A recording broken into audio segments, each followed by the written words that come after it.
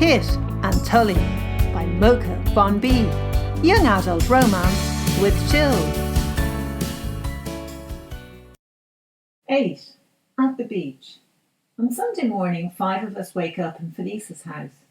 Felice got Tully to drive us home and insisted on bringing Len with her. Axel is away on a business trip, something else my parents don't know. "I've to get back," Len says when he's polished off a mug of coffee. "The lads are going to the beach today." "We'll come too," Felice says. "Tully will drop us over, won't you?" "Sure," Tully replies.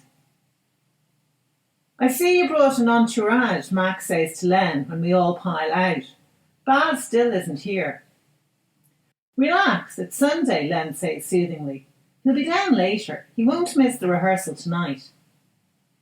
"Jenna has him under her thumb," Mac grumbles. "Jesus, I thought he'd a bit more spunk than that. She must have something he's not telling us about." He grins at Felice and I as the rest of the band chuckle. "But I sure as hell can't see what it is." "Don't mind Mac," Len winks at us. "He didn't get much sleep last night." Mac laughs and punches Len's shoulder. "I wasn't the only one, eh?" The band pile into the van.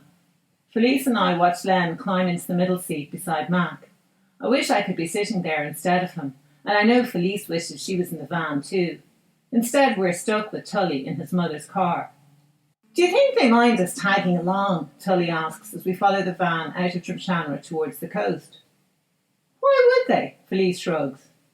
"Well, you know, Mac wasn't too happy back there." "Yeah, but that was to do with Baz and rehearsals. And Len says he's like that, always going off on one.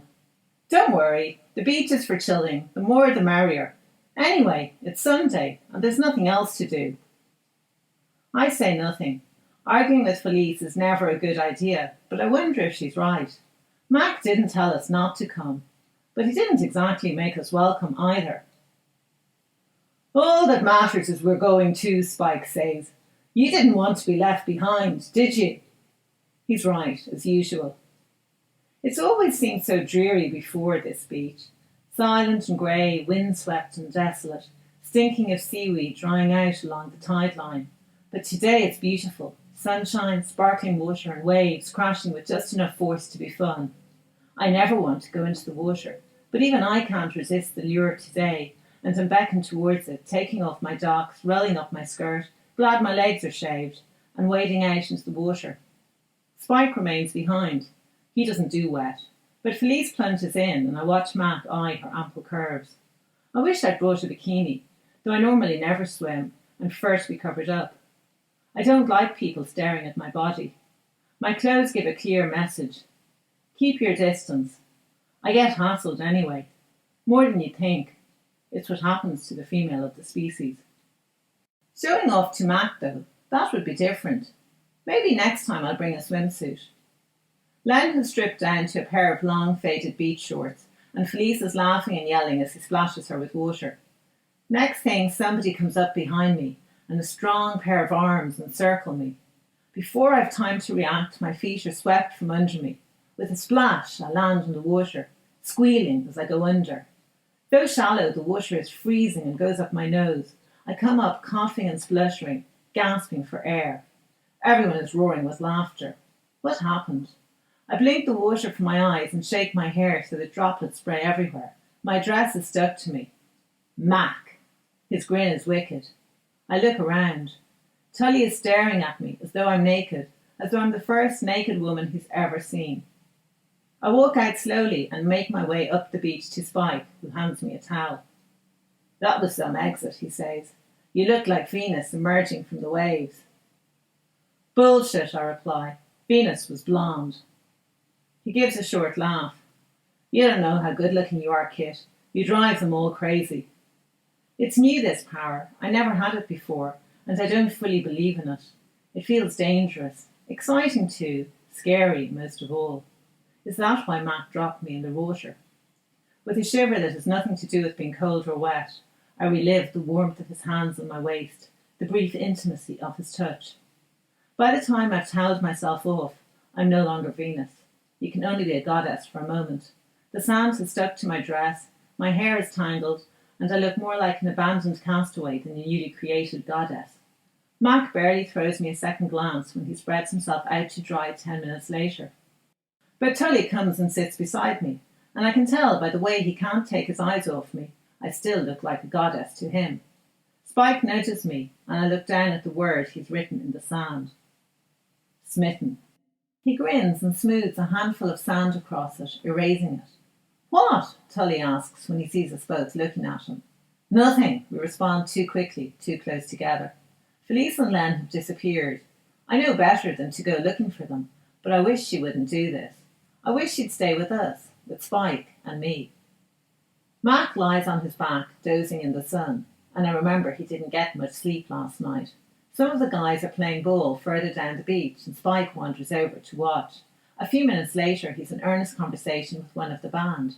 Spike is a great listener. He can make you feel like he really cares about what you're saying. It's how he picks up so much information. Tully says he wants to play guitar for me, and we sit a little away from the rest of them in the dunes. Part of me hopes Mac will wake up, notice I'm gone, and be jealous. The rest of me is aware he won't, and even if he does, he won't care.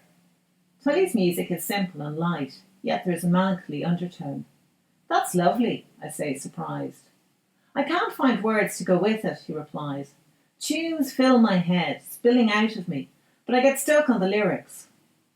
How about...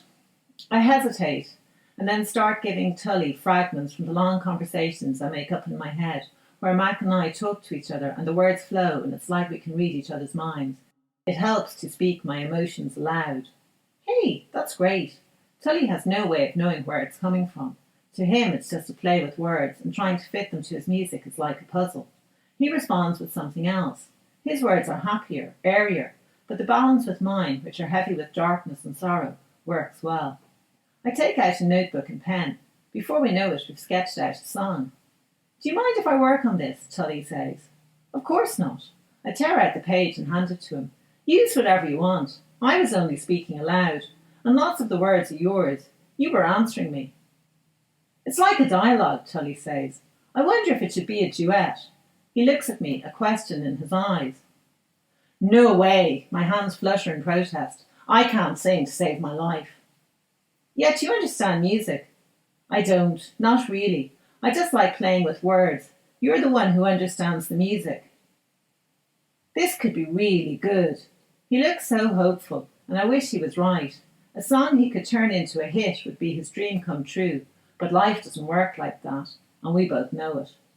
The sun rolls in and out, and as the afternoon fades, the tide draws in, the waterline precariously close to the van. It's time to go. Baz had better be back, Mac mutters as we pack up. We need to rehearse.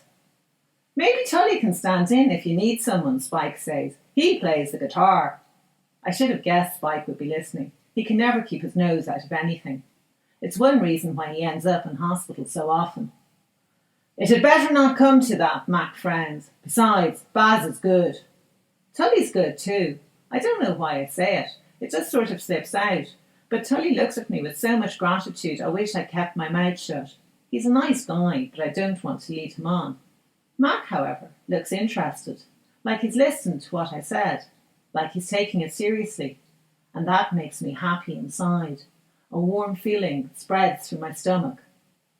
Okay, he says, but Baz will be there. I know he will.